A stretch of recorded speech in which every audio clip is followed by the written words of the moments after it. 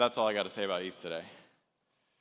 Okay, so I spent nearly a decade working on decentralized systems, working on building Ethereum, working on mechanism design and decentralization and security and resilience.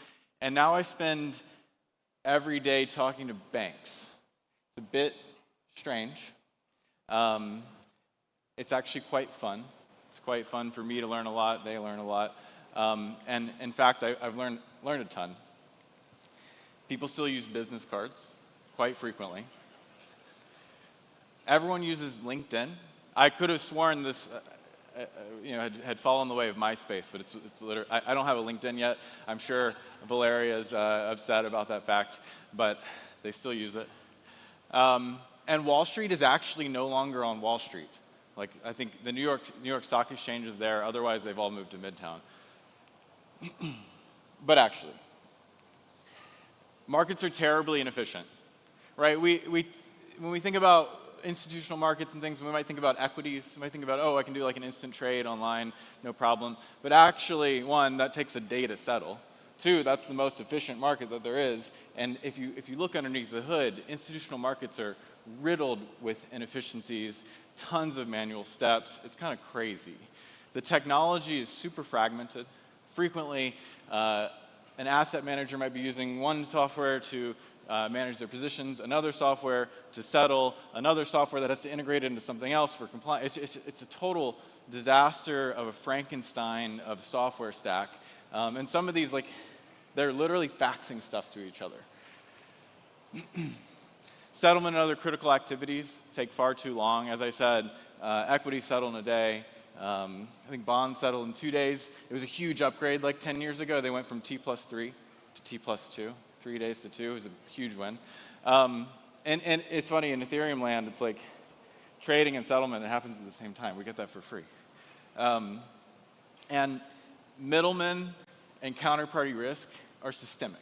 Just the way that this system has been architected for well over 100 years, it's laws on top of paper, on top of middlemen to fix a problem, to whatever. It's actually a really interesting historic and anthropological study to figure out how the hell they even built a system like this. But we have better tech now. It's time to fix this thing. So the thing that is most interesting that I've learned and surprising is that Wall Street, sorry, I'm saying Wall Street, I mean institutions, we're going to use the same word there, demands decentralization. Wall Street, in maybe the most unlikely place for me, actually is a customer of decentralization. And this is funny, I've spent quite a long time working on these resilient and decentralized systems. And, y'all care. The cypherpunks care, the crypto native care, but then you move out from there and people are trading stable coins on Binance and meme coins on whatever the hell. It seems like it doesn't really matter. Who cares about this stuff? And Wall Street does. And let me help you translate and why their lens actually cares about decentralization. First of all, one of the dominant lenses of an institution is counterparty risk. Who can screw me over? From my trading partner to some affiliated bank to the infrastructure that we're using, how can I lose money because someone else is going to screw me? That's counterparty risk. And ultimately, decentralization, credible neutrality for the infrastructure layer reduces, if not eliminates, counterparty risk. Uptime. Don't mess this up. This is really, really important. They talk about it all the time. They want this 100% uptime. Very, I'm looking at you, Perry. Very, very important. And the fact that we've done it, the reason we've done it is because there's a dozen clients working on this thing. There's thousands of nodes running this thing. It's because it was very purposeful, but it's very, very important. They care about the systems being online. Cryptoeconomic security is a scarce resource. There are only so many decentralized systems that can exist and have the security to support trillion-dollar asset classes. And I don't mean tons of people with $100 on Ethereum. I mean literally trillion-dollar asset classes. We're talking about hundreds of trillions of total assets in the world that we're trying to bring onto Ethereum. And Ethereum has that, and it's very difficult to achieve. You can't just turn a system on tomorrow and have trillion-dollar security. You can turn a system on tomorrow and have a bunch of counterparty risk, which they don't want. Mature application layer, Ethereum has a decade of this. If you're talking to a bank or an institution and they have any internal knowledge of a blockchain or programming language or anything, it's EVM, it's Solidity. Some of them have internal EVM systems and teams. This is because it's been around. There's a mature application layer, there's mature security standards, there are mature application standards, so on and so forth. This is very important. Institutions don't just use the next hottest software tomorrow. They need something that's been around. Ethereum's, by and large, the only answer. This one's near and dear to my heart. Building out privacy for institutions, I think, is a Trojan horse for pushing forward the privacy narrative on blockchains in general. But privacy for institutional adoption is table stakes. Like, it's not some crazy feature like, oh, I have privacy, and they're like, oh, wow, exciting, you've built cool features. No, you cannot begin to have the conversation of upgrading these markets unless you have privacy, as good as, if not better, than what exists today. And that means, because that's how these markets work. Institution A and Institution B, they decide to trade. They can't just reveal their positions. That's not how these markets work.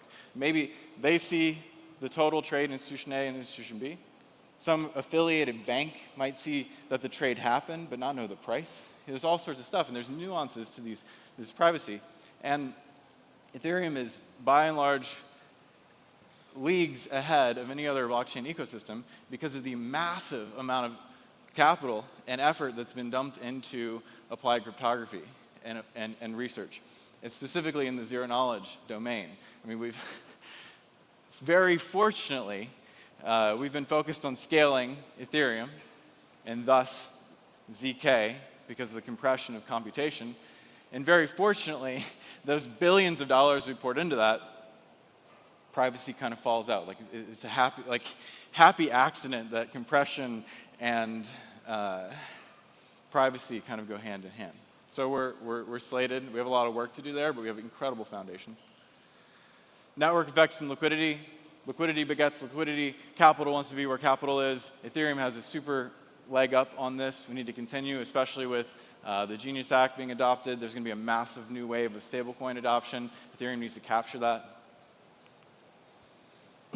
And very interestingly, this modular infrastructure, this whole layer 2 thing, very important. I've been in rooms where an institution didn't really understand Ethereum proposition. Maybe they were building on something else. You explain all that stuff before. They get it. Okay, security, I like that. They've been around for a while, I like that. This speaks to them. I mean, banks and institutions, they want all of the stuff that we just talked about, and they want to architect systems that they can customize, systems that they can extend, systems that look and feel like layer 2s connected to the Internet of Value, Ethereum. And quite frankly, Ethereum is the only answer to the decentralization question and everything we just went over. And once you actually talk to banks and institutions, and once you ensure there's not a vacuum in these rooms and they understand, Wall Street demands Ethereum. Crazy. It's kind of crazy. And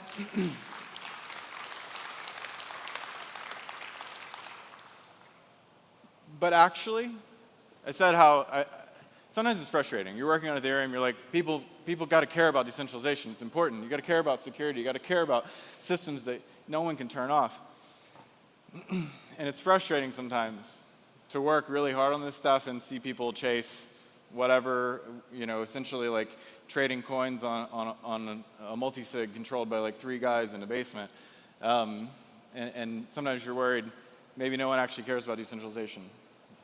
And Wall Street really, institutions in the demand for decentralization is actually a lens into the real world. It's a lens into the demands of real value and putting real value on chain. And as we make this transition and institutions are adopting. It's actually the real world. And as people are maybe chasing the latest meme coin, they don't care about decentralization. But if we're thinking about putting our retirement on chain, if we're thinking about putting the deed to our house on chain, the real world is going to demand decentralization. And for a lot of this, on all those things that we talked about, uptime, security, the resilience of the software that's architecting the solutions that you put your entire value on, parity is the baseline. You have to have systems that are as good as, if not better, than the systems that exist.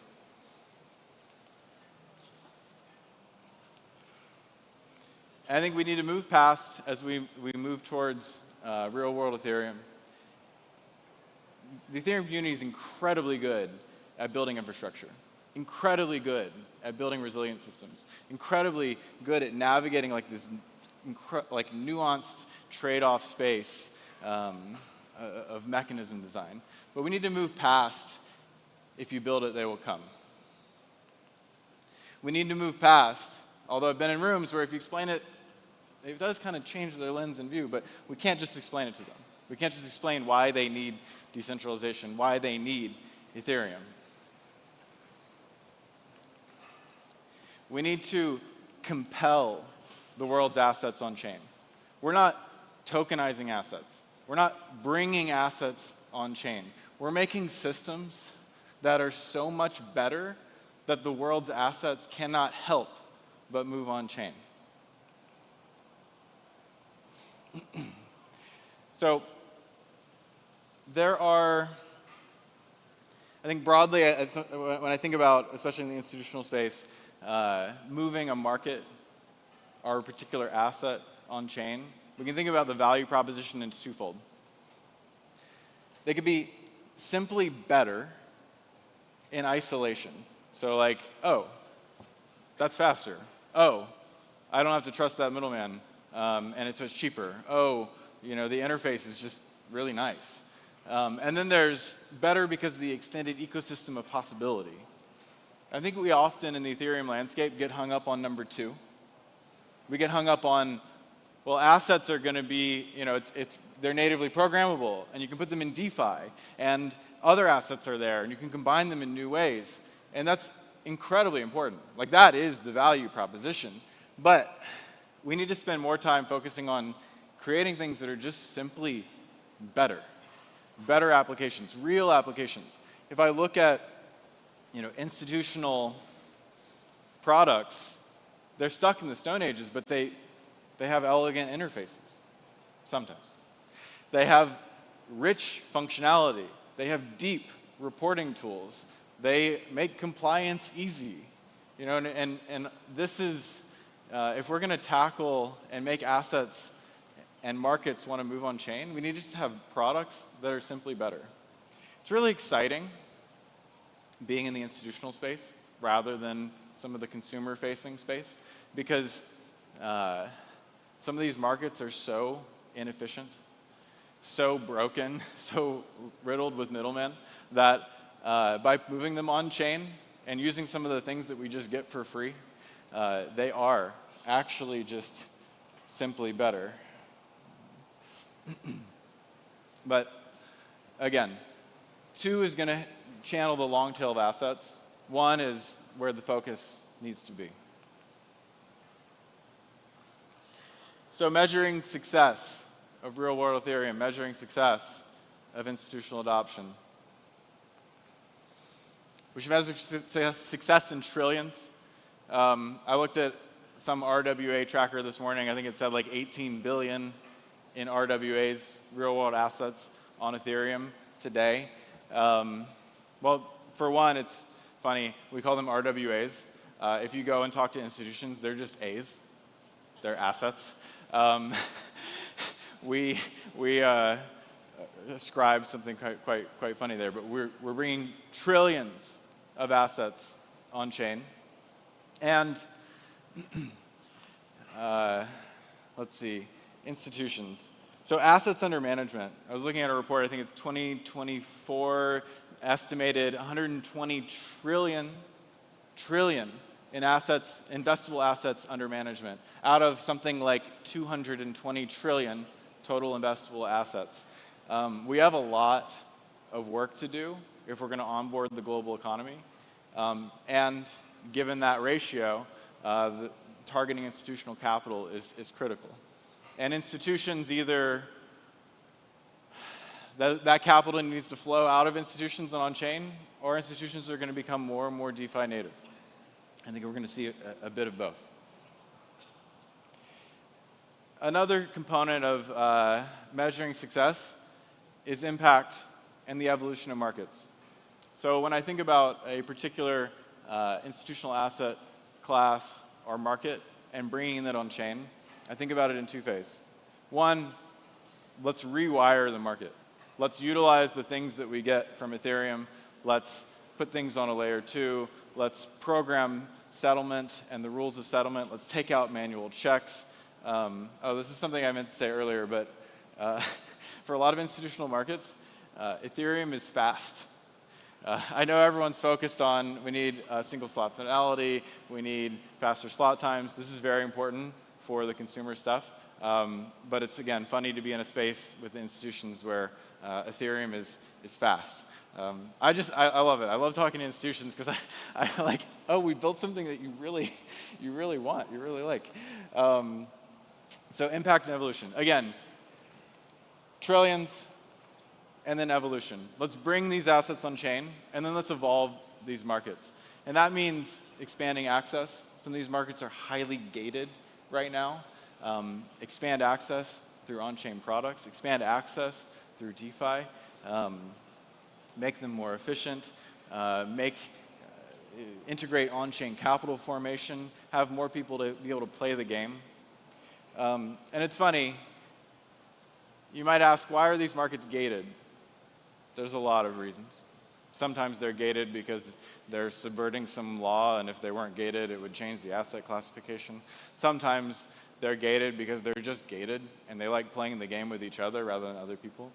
But expanding access on Ethereum, when you actually get into it and you talk to the high people up at institutions, is it's positive sum. Vivek, I'm trying to channel his words. It's positive sum. Institutions want more assets under management. People want access to financial products. And so really, once we move assets on chain, once we move markets on chain, then we get to throw all of the magic of DeFi at them and begin to evolve and expand reach. I like to work on the most important problem. Fortunately, Ethereum has no lack of most important problems. This is only one of them, but I spend all day, every day working with Etherealized, working on institutional adoption. This is a mixture of being in the room, where previously there were vacuums. This is a mixture of explaining, no, don't build on that very unused, strange, esoteric privacy chain that isn't actually much of a chain. It doesn't actually give you DeFi or anything that you want. Build on Ethereum. And like I said, if we're going to build this bridge, we actually need to be building. We actually need to be creating things. We actually need to be architecting private environments. We actually need to understand assets and their flows, understand the complexity of law, understand the complexity of compliance, understand all of the needs of the real world. Because if we don't, we're going to be leaving functionally all of the global economy on the table. And if we're going to change the world, it's time to go onto Ethereum. Thank you. I appreciate it. It's really fun to be back, standing with y'all. It's fun to be talking about something new. It's nice to see all of my friends up front. Appreciate it. Thank you, Danny. We have some time for Q&A, and we have a bunch of great questions coming from the audience. So I'm going to start with number one. Once it loads, give me 1 second. Sorry. What is one thing about decentralization in Ethereum that you find is a big misconception when speaking to institutions? Is there one thing that stands out the most?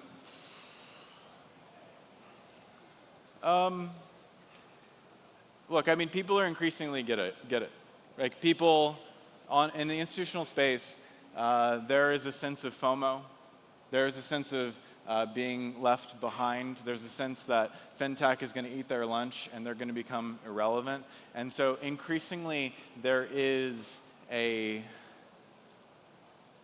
not an understanding of these systems, an understanding that they need to understand these systems. And so there's not a ton of misconceptions other than one that comes to mind is maybe decentralization. And again, these aren't necessarily the proper words to be speaking in these environments, but decentralization might mean lawlessness or the inability to put access controls or everyone can see my positions. And actually, as we all know, there's an incredible amount of nuance to what you can do on chain. It's a programmable environment. You can do like literally anything that you want.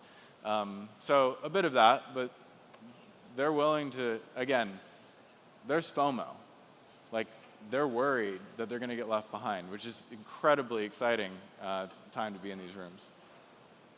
For a builder that's just getting into space that wants to lean in a bit more and work with institutions a bit more than they have in the past, how do you recommend doing so, and how is your own journey heading into this part of the world?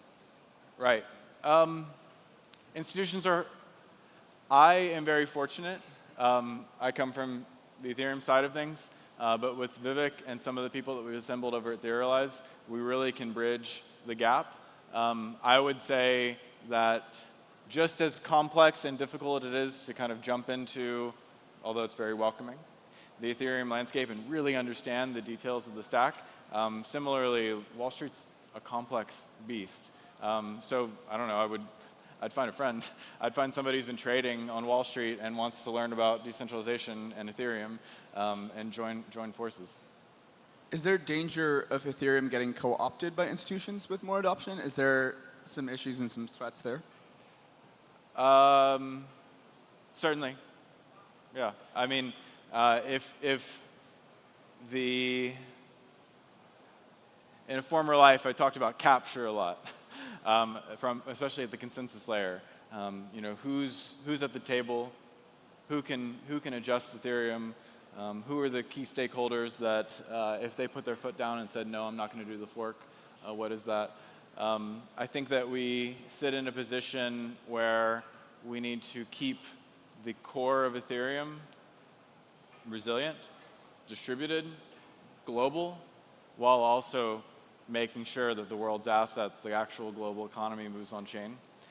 I think that as long as we are forking, there is risk. I don't think I stand here as an ossificationist. I think that we have a ton of work to do, but be careful while we do it. You know, I guess like when you look at telling this story to institutions as well, like being in the right rooms, how do you feel Ethereum can be better in ensuring that the institutions hear the right things? Like, Etherealize is doing a lot already. How do we scale that work such that more people can be speaking the same things as well? Yeah. You know, and various people who are in various rooms with governments and institutions around the world can also be moving in one direction. Yeah, it's been very exciting to see the Ethereum Foundation create their enterprise group. Shout out to James Smith if you're in the room. It's a massive landscape. I mean, we're talking about 100 trillions of assets, dozens, hundreds of key companies, both in the U.S. and beyond. We need a force, right? It's not just one company that's going to. You can move the needle, but it's going to take quite a bit of effort. And so, joining forces on narratives, joining forces on simple educational stuff, and making sure that we're in the rooms across the world. Is there something you know now that you wish you knew when you first started?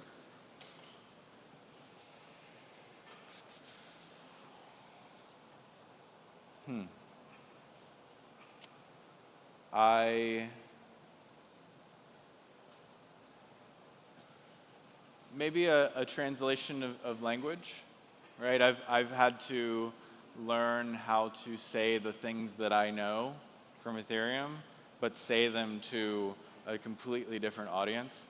Like, again, I think I was talking to like the former head of oil of JP Morgan, and I said real world asset, and he's like, what the fuck are you talking about?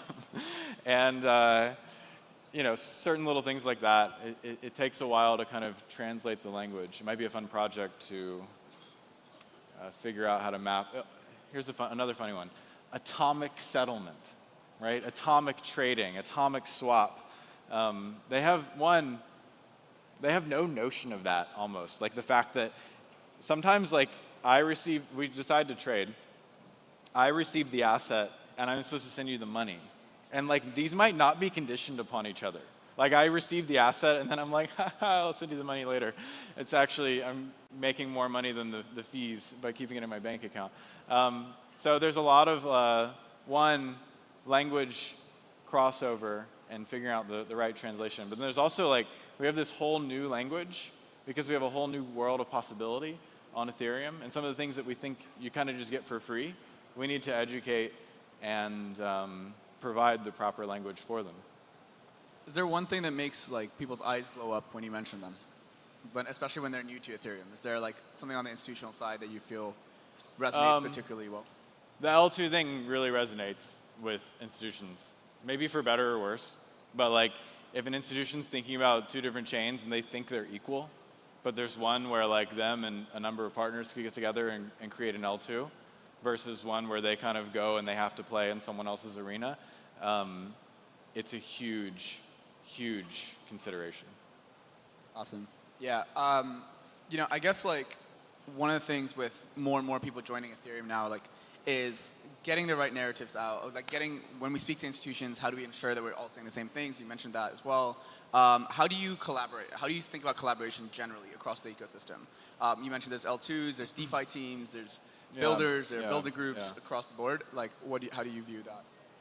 It's funny. I spent the last year far less collaborative than I have before. Right? I'm like decentralization maxi, working on open source and whatever, and I've just been so engrossed and heads down trying to work through and figure out how to patch and bring forward this problem that I haven't actually been in a deep collaborative mindset, which is, I fault myself. I need to get back into that mode. We have incredible tools across the ecosystem. One of the things that comes up most is again the layer 2s, which layer 2 stacks, how to think about security, how to think about the trade-offs, all that kind of stuff. But as the world's assets begin to move on chain, that's not going to be just kind of that interface. It's going to be DeFi. It's going to be, how do I think about on-chain lending? How do I think about on-chain capital formation? How do I think about integrating these tools? What is the stack of compliance and other things? So I think, you know, as we begin to compel the world's assets on chain, every piece of the Ethereum ecosystem needs to be leveraged to its fullest extent, because that's what we've been building for. Awesome. Yeah, and like all the things you mentioned, like DeFi, on-chain, capital formation, et cetera, like these are things that can happen today. Like this exists, and in large part thanks to the years of work that Danny's been doing, that he's been doing his entire life, and is continuing to do, leading this ecosystem forward. So can we get another round of applause, please, for Danny Ryan? Thank you.